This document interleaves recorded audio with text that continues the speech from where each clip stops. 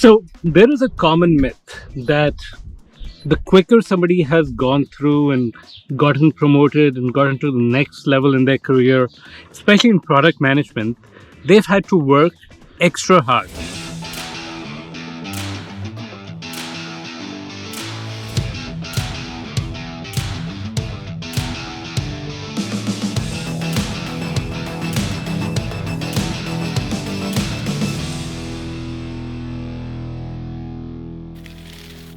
And what I've found over and over again is actually it's almost ironical. The people who are moving fast through their career, they work the least, literally the least. Now, you can maybe count out some exceptions. Some people who are just putting in barely enough work to get by. There's those people. Then there's all these people who are putting in also much hard work and slowly getting to the next level. And then what I see is the superstars, where they have been working hard, but not crazy hard. But they've been using all these approaches that are causing them to get promoted much, much faster as compared to the rest of the population. So I'm going to uncover all of these different things that cause this to happen, or ways in which you can do that. So let's begin with number one. The first way is alignment. What I've seen very often, the people who are working extremely hard, still trying to get promoted, it's like they're trying 10 different things in 10 different directions. And the energy that they're putting is getting dissipated. It's not in a few strategic directions that's going to give them the most outcome possible. So what excellent product managers that get promoted fast do is that they align everyone towards the 2 or 3 big things that they're working towards, and align and make sure everyone's aligned towards these being the most important things. Now, there's a lot of different ways they do it, but the point is that there is a different way of thinking here, where if you would ask most product managers about alignment, they're like, oh, I need to talk to the stakeholder, I need to align this person, that person, I hate it, it sucks, life's terrible, all these sort of things. But people who are getting these promotions faster, what they're doing is that they're seeing these alignment as the real work, as their core work. And they not just do it, they enjoy it. They make a game out of it. They measure how well they're doing in this alignment, how well they're doing in influence. And they want to get better at it every step, because they also realize that this is a crucial skill, not just now, but when you get promoted, when you start managing PMs, when you get to that VP level, when you become the CEO, when, not if, then this skill would be even more crucial. Because imagine you're running a large company and no one's aligned. Everyone's doing their own thing in their own direction. I mean, so much energy is lost that it would be like one of the worst return on investment for your investors. So alignment is one of those ways how amazing product managers get promoted fast without working extra hard. The next most important thing is impact. Amazing product managers, they not only ensure that they're working on the most impactful items, the bigger thing is that they are able to tell the story of how their product was most impactful. So I'll just give you an example. Platform product managers as an example.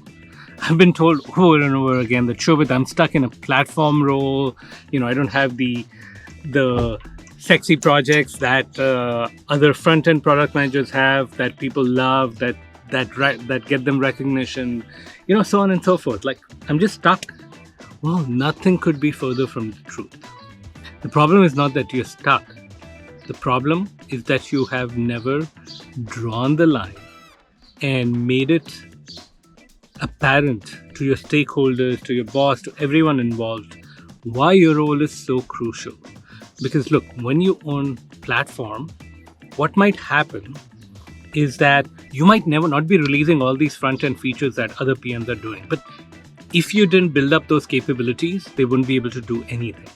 So that is the impact that you're having.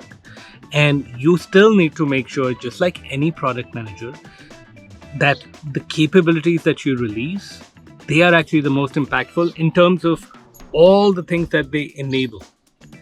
And what's happening is sometimes when you are in a role like platform, you're taking like orders and you've given up, but you're not yourself making sure you're working on the most impactful pieces of the platform. Your team's working on the most impactful, and then you're communicating it back to stakeholders, telling that story when it's time for promotion. So impact is the thing, and it doesn't matter what sort of role you have.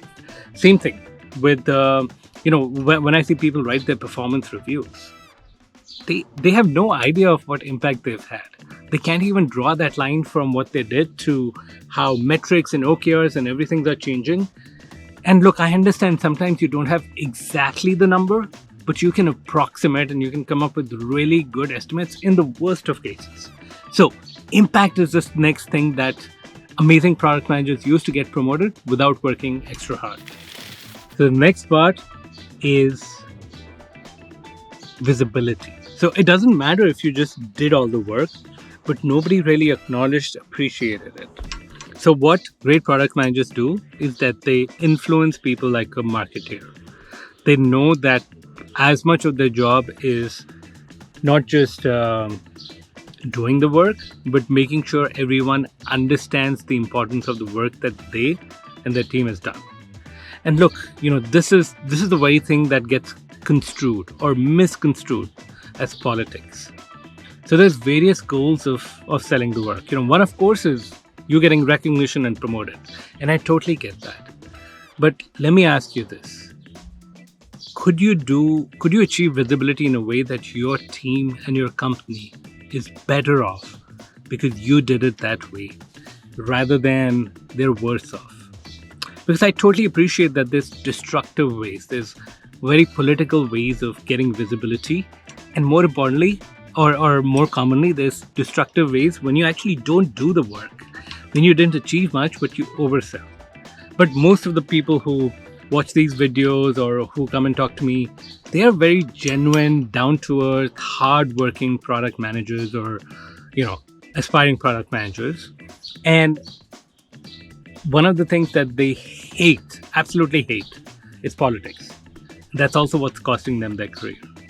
Because now they're working extra hard in an attempt to get promoted, but never really getting the visibility. So what amazing product managers do is that they get the right level of recognition and visibility in order for them to get promoted. And at the same time, what this visibility does is that it helps their team feel empowered, their team feel that they've achieved something meaningful. It inspires their team and ultimately improves the productivity of the entire team, the impact that the team has had. And in this way, it's a win-win-win situation. Those that understood the Michael Scott joke here, kudos to you. But yeah, visibility is the other way where product managers work. They get promoted without working extra hard. Hey guys, this is Shobhit from Untitled Product Manager, and I'm going to teach you how to make yourself and your cat happy. Step 1, sit. Step 2, put a blanket on you. Step 3, wait. Step 4, when your cat comes, let them lay down on you. Step 5, if they expose their bellies, then just rub them. And step 6, stay there for the next 6 hours or so. Okay, so the next thing is branding. Understand branding. What is personal branding? Your personal brand is simply what other people are saying about you when you're not in the room. What words, what stories, what ways would they describe you? That's really what personal branding is. So what happens is that product managers who are getting promoted faster without working extra hard, they're being intentional about the kind of brand that they want to establish for themselves. Like, they can tell you what they want other people to think of them ahead of it. And they're going into interactions and meetings and they're doing their work with that brand in mind. And so what's happening is that brand keeps getting reinforced with people.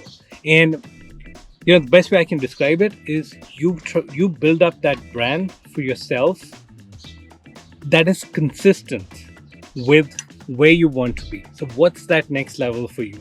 If you're going from senior PM to a principal PM, well, your brand should be about being able to do strategic projects, being able to solve difficult, ill-defined problems, being able to achieve cross-functional alignment across many different areas of the company, stakeholders, being able to work even with like difficult people or people with strong opinions. That's what you want to build. If you're going up to maybe a director level, or where you're going to be managing PMs, you want to build your brand as a leader, somebody who's inspiring, somebody who can coach and mentor people. And so the activities that you take on today, they should build up that brand for the position that you want to achieve. So at when I used to work in consulting at McKinsey, what people did was there was a common practice that you actually got to do the job before you got the title. So you were an engagement manager, you were doing the work of engagement manager before actually getting the engagement manager title. Product managers that get promoted without working extra hard treat their promotion as a project. Just like you're working on other initiatives, other projects, and you're being consistent about tracking it. You know what success looks like. You know what will actually, what customer problem you're solving, what company problem you're solving. Same way as your promotion. I mean, why is it that we ignore that piece? Why is it that we just expect that the company is going to go and recognize you for the work you've done? I mean, isn't that naive? If, for people that I've seen who've actually gotten promoted, they've been highly bought into the fact that they need to manage their promotion as a project. And look, they're not the decision maker here. They need a lot of approvals, they need okays, they need alignment.